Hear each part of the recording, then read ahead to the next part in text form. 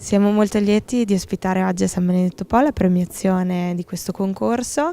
La startup d'impresa che ha ideato il concorso stesso è di San Benedetto, così come ha sempre collaborato l'associazione Premio Marketing, partner di questo evento. E quindi siamo molto orgogliosi che dei giovani come Stefano Alberini, come suo fratello e anche come i ragazzi del Premio Marketing abbiano voglia di innovare e anche di iniziare delle nuove imprese, così anche come di dare la possibilità a nuovi giovani di intraprendere questi percorsi.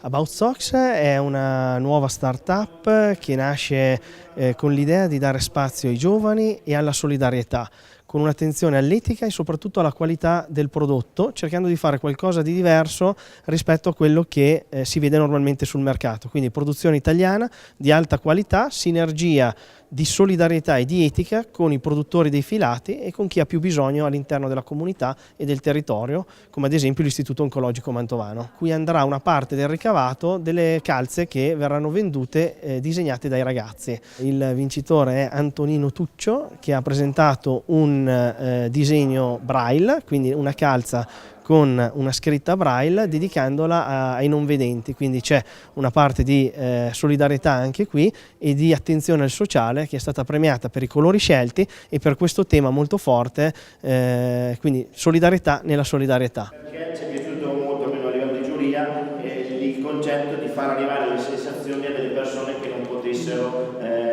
percepire come... Cioè la calza con una dimensione in più, cioè questo, ed è non solo una dimensione in più che è quella tattile, ma una dimensione in più sociale. Cioè, ok, anche tu che non vedi sei parte di questa bellezza. Io sono uno studente del primo anno, ancora un po' alle prime armi, quindi mi sono un po' buttato su quest'idea.